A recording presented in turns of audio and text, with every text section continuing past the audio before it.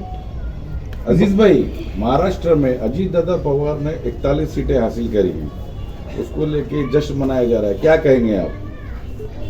जो मुझे कहना चाहिए था वो तो आपने कह दिया माशाल्लाह। मैं राष्ट्रवादी कांग्रेस पार्टी, असली राष्ट्रवादी कांग्रेस पार्टी यही है, ये आज महाराष्ट्र की जनता ने साबित कर दिया। जो दूसरी राष्ट्रवादी पार्टी शरद पवार थी वो अब गुम हो चुकी है। यही कहने के लिए हमने ये जश्न का पूरा इंतज़ाम किया और ये बताने के लिए आप लोग को बुलाया कि एक सीट हार जाने से हमारी हिम्मत नहीं कम हुई, ना हिम्मत हारे।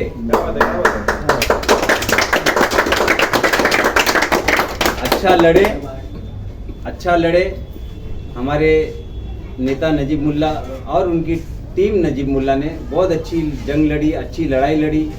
हमने डिसेंसी मेंटेन किया। पूरे इलेक्शन में हमने कोई पर्सनल अटैक किसी पे नहीं किया। कोई क्या नारे लग रहे थे? कई नारे थे। हाँ, बहुत से नारे लग रहे थे, मतलब गलत अल्फाजों का इस्तेमाल। गलत अल्फाजों वाले जो नारे लग रहे थे। आपने इतने दिन पूरा मीडिया ने कवरेज किया, पूरा इलेक्शन देखा होगा कि हमारी तरफ से कोई भी बदतमीजी नहीं हुई और ये इतने बदतमीज लोग ये आज साबित हो गया। ये ऑन वीडियो ऐसा करके दिखा रहे, ये बर्दाश्त नहीं होगा। इलेक्शन जीते हो और वो कैसे जीते हो अल्लाह जानता है। डराओगे तो डरेंगे नहीं। ये साफ मैसेज देने के लिए हम यहाँ आके बैठे कि डराना नहीं। इलेक्शन हमने अच्छे से लड़ा था, इलेक्शन खत्म हो गया, वहाँ पे इलेक्शन की लड़ाई खत्म हो गई। बाद में तुम बोलोगे कि इधर ऐसा नहीं चलेगा। खुलकर मैदान में उतरेंगे और फिर हम भी सत्ता 41 सीट के साथ में महाराष्ट्र के लोगों ने साबित कर दिया है कि राष्ट्रवादी अजीत दादा पवार वाली ही असली पार्टी है।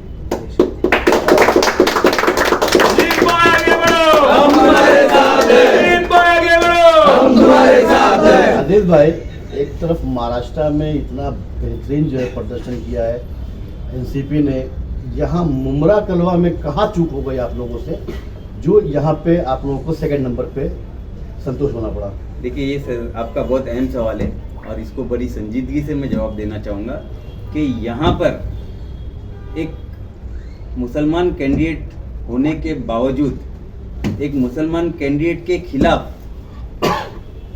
क्या बोलते हैं उसको, गुस्ताखे रसूल का नारा चला। बहुत अफसोस की बात है, एक मुसलमान कैंडिडेट के खिलाफ उलमाओं के ऐलान आए। बहुत अफसोस की बात है। पार्टी कोई भी हो, आज देखो ना हाउस में कितने मुसलमान एमएलए पहुंचे। अगर ये सोच लेता मुसलमान यहाँ का कि नहीं हमारा मुसलमान भाई खड़ा है, आज 32,000 वोट हमको कलवा के हमारे हिंदू भाइयों ने दिया और हम उसको पार नहीं कर पाए मुमरा में। बड़े अफसोस की बात है, बहुत ही अफसोस की बात है। ये आने वाले 5 सालों में लोगों को मालूम पड़ेगा। जो आदमी यहाँ पर जीत के आने से पहले 180 करोड़ रुपए का बजट लाके मुमरा में और कलवा में डाल देता है, उस आदमी को यहाँ के लोगों ने सिर्फ कौम और मिल्लत के नाम पे नकार दिया। डेवलपमेंट के नाम की लड़ाई हुई नहीं। अगर डेवलपमेंट के नाम की लड़ाई होती तो मैं चैलेंज करता हूँ, आज भी नजीब मुल्ला साहब के साथ में कोई भी साहब हो XYZ, वो बैठ के खाली डिबेट करके दिखा देवे। ये पिछले 15 साल से जो पैसे आए, कैसे आए, पेपर वर्क के साथ में आज भी हम साबित करने तैयार हैं। यही वजह थी। बड़े अफसोस हो रहा है, टोरेंट जाने की बात थी। वादा किया है साहब ने कि मैं जीतूंगा तो टोरेंट हटाऊंगा। अब मैं बोलता हूं साहब, हमने आपको 6 महीना दिया, अब टोरेंट का टी हटा के दिखा दो, मान जाएंगे। अब इनको बहाना मिलेगा कि हमारी सत्ता नहीं इसलिए हम टोरेंट हटा नहीं सकते। तुमने वादा क्यों किया? टेक्निकल लड़ाई है, तुम लड़ सकते हो। तो ये आपकी बात से मेरा ऐसा लग रहा है कि टोरेंट हटाने के बाद अगर व्हाट्सएप करेंगे तो आपकी सरकार रोकेगी। देखिए, एक बात मैं साफ बोल रहा हूँ, टोरेंट हटाने की ही लड़ाई थी ये। यहाँ का मुसलमान टोरेंट से परेशान है, गरीब मुसलमान टोरेंट से परेशान है। एक झोपड़पट्टी में 3,000-4,000 का बिल आ रहा है। वो टोरेंट के नैरेटिव को तोड़ा है, उलमाओं के फैसले ने जो नहीं होना चाहिए था। क्या वो उलमा आएंगे अभी ये गरीबों का बिल भरने, या वो उलमा बताए बोलेंगे और सबको ये गरीबों का बिल है, हम लोग अभी रोज 50 गरीब भेजेंगे उनके यहाँ पे कि इनका बिल का क्या है करके दिखाओ। उलमा बहुत एहतराम की जगह पे, आज भी हम उनका एहतराम करते, लेकिन जो राजनीति हुई ये गलत था। गुस्ताखे रसूल का साथी बोलकर जो बदनाम किया गया एक मुसलमान भाई को, ये सरासर गलत था, और ये उलमाओं ने किया, ये और भी गलत बात थी, ये नहीं होना चाहिए था। अजीत दादा पवार मुमरा शहर में आए थे तो कुछ उन्होंने वादे किए थे कि हमारी सरकार बनेगी तो वो वादे मुमरा और कलवा के लिए दिए जाएंगे, तो आप नजीब भाई के बाद उन वादों पे क्या राय रखना चाहिए? देखो, पहली बात तो ये कि अजीत दादा का वादा मतलब वादा है, खोखला नहीं। 15 साल से जो बोल रहा है, बोल बच्चन कर रहा है, जिसको खाली ये आता है, दूसरा कुछ नहीं आता है, वैसा नहीं है, वो अजीत दादा है, समझे ना। अजीत दादा ने वादा किया था कि नजीब को जिता के लाओ, मैं 3000 करोड़ मुमरा कलवा को दूंगा, लेकिन मुमरा कलवा के लोगों ने नजीब को चुनकर नहीं लाया। बड़े अफसोस की बात है, जो लोगों ने नजीब भाई को वोट दिया ना, ये सब समझदार लोग थे, ये जज्बाती लोग नहीं थे, हिंदू मुस्लिम के लहर में बहने वाले लोग नहीं थे, कौमी डायलॉगबाजी में बहकने वाले लोग नहीं थे, समझदार लोग थे, जो सुलझे हुए लोग थे ना, उन्होंने ही नजीब मुल्ला को वोट दिया। जो जाहिल टाइप के लोग थे, उन्होंने जो है ना नजीब मुल्ला के खिलाफ वोट डाला। ये मैं आज बिल्कुल खुलकर बोलूँगा, अगर हकीकत होती तो देखते परखते। ये नजीब मुल्ला आने के पहले आपको 180 करोड़ रुपया ला के दे रहा है, और एक आदमी ने 15 साल में 80 करोड़ रुपया नहीं लाया ऐसा स्टेट से। फर्क देख लेते और डेवलपमेंट के नाम पे लड़ते ना तो मजा आती। यहाँ पे बीजेपी, नामू से रिसालत, गुस्ताखे रसूल, कौम, ये वो सब कर जो है ना पूरे मुसलमानों का दिमाग जो है ना खराब कर दिया गया। आज इंशाल्लाह हम लोग यहाँ है, हमारी एक नई टीम बनी है, टीम नजीब मुल्ला। हम पूरे मजबूती से अपोजिशन का रोल अदा करेंगे और इनसे काम करवाएंगे। ये अब घर में नहीं बैठ सकते, इनसे काम करवाएंगे, इनको करना पड़ेगा। ये 5 साल काम नहीं करेंगे तो हम करेंगे काम। मतलब टोरेंट का मुद्दा शहर में जारी रहेगा आगे? बिल्कुल, टोरेंट का मुद्दा जारी रहेगा। जिसने वादा किया था कि मैं जीत के आऊंगा तो टोरेंट हटाऊंगा, तो हम उनको ये बोल रहे कि आप 6 महीना ले लो, टोरेंट हटा दो। नहीं, वो हटाने की बात नहीं कर रहे, मीटर निकालने की बात कर रहे हो। मीटर निकालने से टोरेंट हट जाएगी क्या?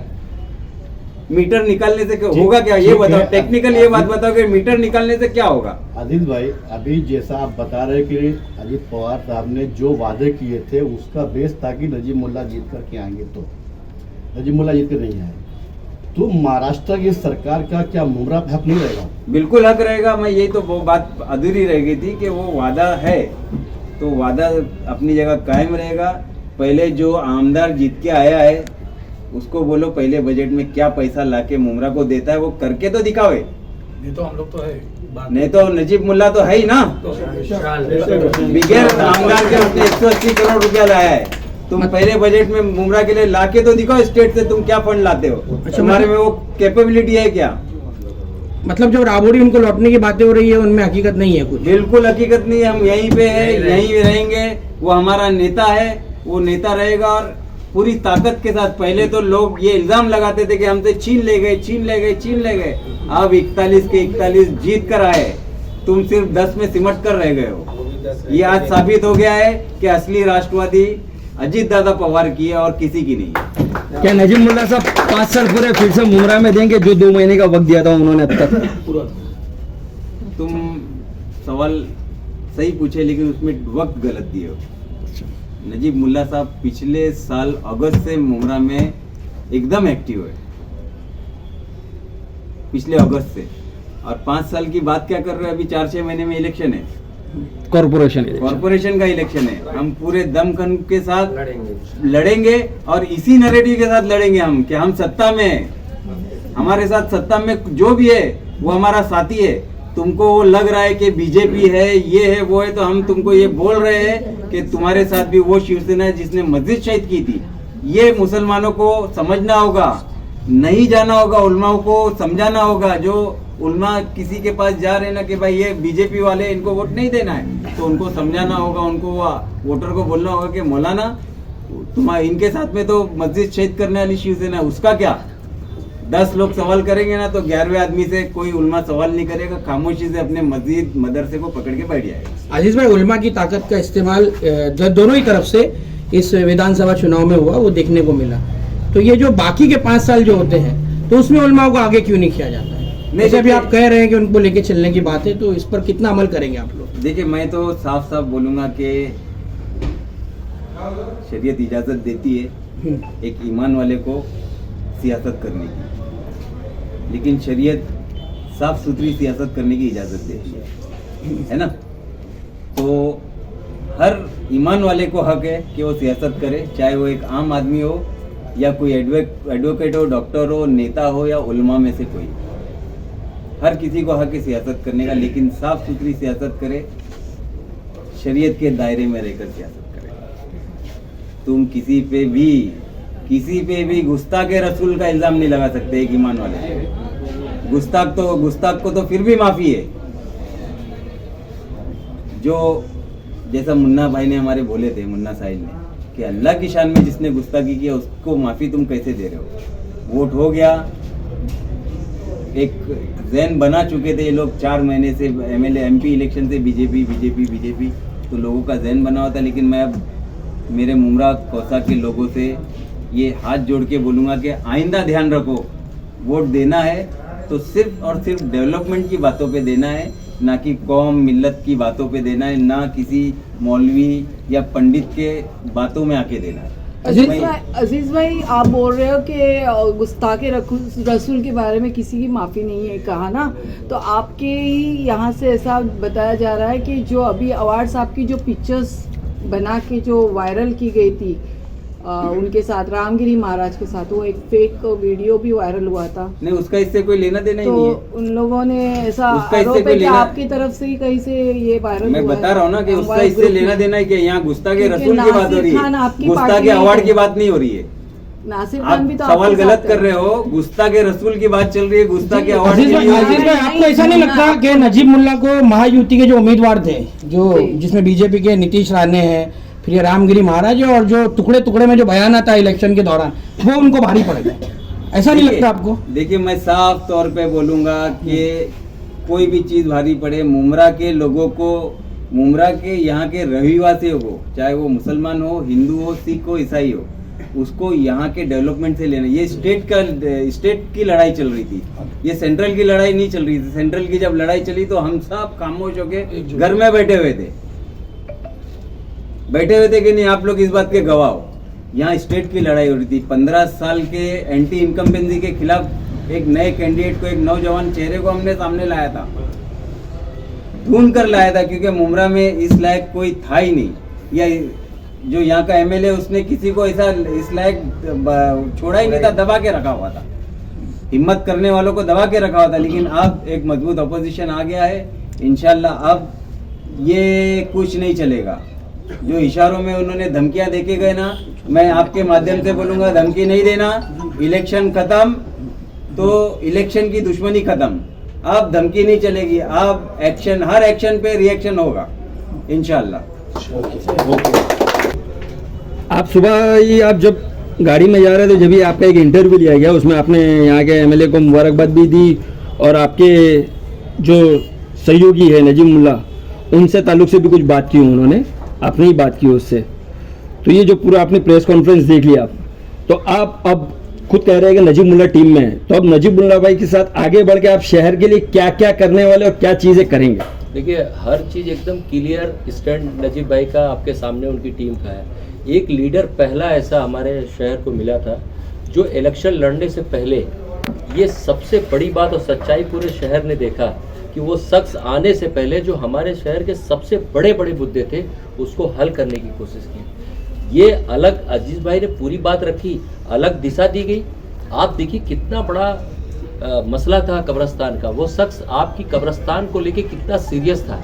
उसने कब्रिस्तान के मसले को हल करने के लिए फंड लाया, और फंड लाने के बाद उस पर इंशाल्लाह काम भी होगा। आप ग्राउंड के देख लीजिए, यहाँ का जो बेसिक स्ट्रक्चर है, नौजवानों को जिस तरीके से नशे की तरफ इन 15 सालों से उस तरफ लेके गए थे, लेकिन नजीब भाई आने के बाद कम से कम नौजवानों को एहसास हुआ था कि वो उनके बारे में कोई सोचता है, क्योंकि कोई पीढ़ी तभी आगे बढ़ सकती है जब उनके बारे में सोचा जाए। नौजवानों के प्ले ग्राउंड के लिए जो फंड ला के दिया और जिस तरीके से कुछ लोगों ने उस ग्राउंड पे कब्जा करके रखा था, उसको भी निकालने का काम नजीबुल्लाह ने इलेक्शन लड़ने से पहले किया। तो ये सच्चाई कि उसका पूरा एक ही सोच है कि सिर्फ बुमराह का डेवलपमेंट, कोई क्या कहता है उसकी तरफ हमें नहीं जाना है। बहकावे में शहर के लोग आए, लेकिन आज वो लोग अफसोस कर रहे हैं। मुझे कितने लोगों का फोन आया है कि जिस तरीके से एक नजीमुल्लाह की टीम और नजीमुल्लाह साहब खुद एक डायनेमिक आदमी काम करने का, उसका 22 साल का जो एक्सपीरियंस रहा थाना म्युनिसिपल कॉर्पोरेशन में, वो तमाम थाना के और इर्द गिर्द के लोग जानते हैं और जानते हैं कि काम करने का क्या सिस्टम है। और ये उम्मीद है, ये बात मैं इसलिए कह रहा हूँ कि सारी बातें आशीष भाई ने रखी, लेकिन मेरा एक चैलेंज भी है, वो लोग होश में बिल्कुल रहे। अब शहर के अंदर जो हरकतें चल रही थी, जिस तरीके से शहर के नौजवानों को प्रेरित करके दूसरी दिशा पे ले जाते, अब हम नहीं ले जाने देंगे। इंशाल्लाह हम उसकी भी लड़ाई लड़ेंगे। नौजवानों के लिए जो खेल और ग्राउंड है जिस पे हम काम कर रहे हैं, फंड हम लाए हैं, हम मुमरा को बताएंगे काम किस तरीके से अपोजिशन में रह के कराया जाता है और करेंगे। दूसरी चीज़ कि जिस तरीके की हरकत हुई आप तो वो देख रहे हैं, इंशाअल्लाह वक्त 5 साल का जाने में वक्त नहीं लगेगा। नजीब भाई और नजीब भाई की टीम पूरी ताकत के साथ शहर के हर डेवलपमेंट के लिए खड़ी है, हर उन लोगों के लिए खड़ी है कि इंशाअल्लाह जिस उम्मीद के साथ हम आए थे और उसी ताकत के साथ हम रहेंगे। और बहुत मुबारकबाद देता हूँ कलवा मुमरा के उन लोगों को जिन्होंने हमें वोट देकर हमें एक ताकत दिया है, और इंशाअल्लाह उसमें ज़रूर हमको कामयाबी मिलेगी। उसमें कुछ मैं यही कह सकता हूँ कि हौसला रखो, रात बीतेगी और देखना रोशनी ही जीतेगी।